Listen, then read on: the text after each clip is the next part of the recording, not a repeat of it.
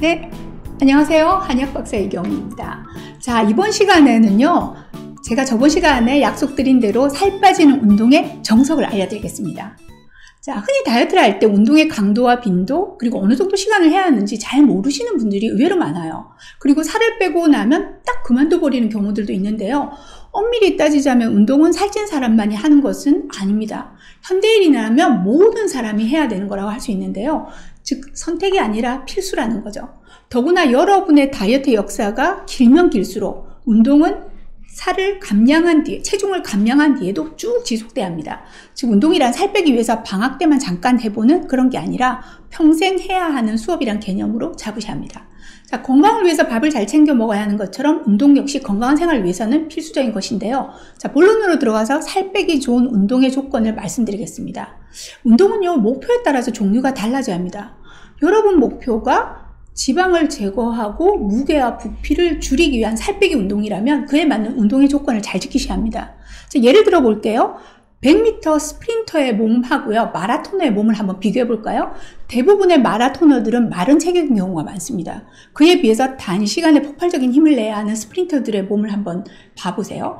훨씬 더 근육질의 볼륨 있는 몸매를 가지고 있습니다. 자, 체중을 줄이기 위한 것이 목표라면 여러분의 목표는 스프린터가 아니고 마라토너가 되셔야 합니다. 첫 번째 운동의 시간을 한번 볼게요.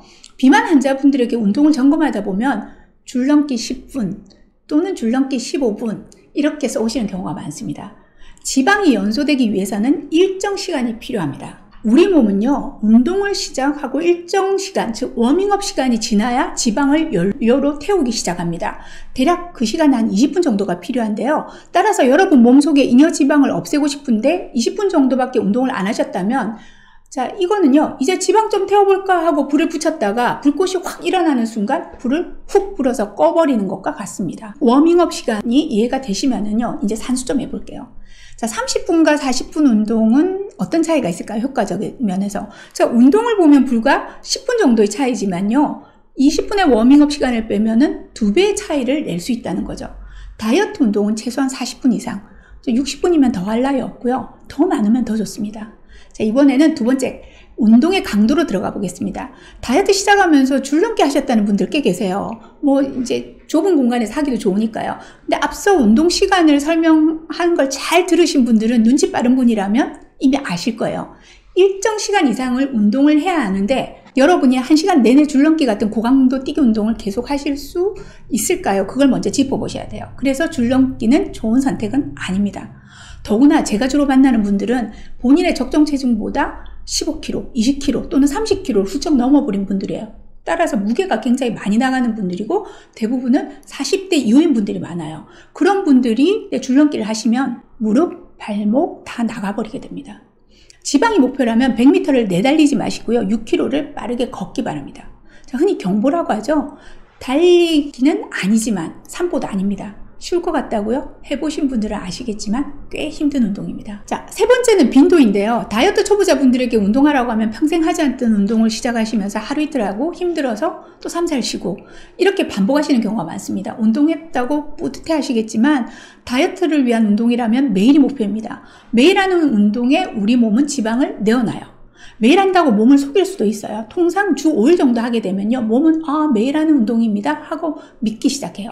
하지만 2, 3일하고 쉬고 그렇게 하면 몸은 몸대로 힘들고요, 운동의 효과는 잘 나타나지 않습니다. 즉 운동이 노동이 되어버리는 순간이죠. 결론적으로 말씀드리자면 매일 숨이 차고 땀이 배어날 정도의 적당히 힘든 그런 운동을 중간에 쉬지 않고 적어도 40분 이상을 계속 할 수 있는 운동이 가장 좋습니다. 몸속에 산소를 충분히 들여마시면 운동을 해줘야 몸속 구석구석까지 생명력을 전달할 수 있습니다.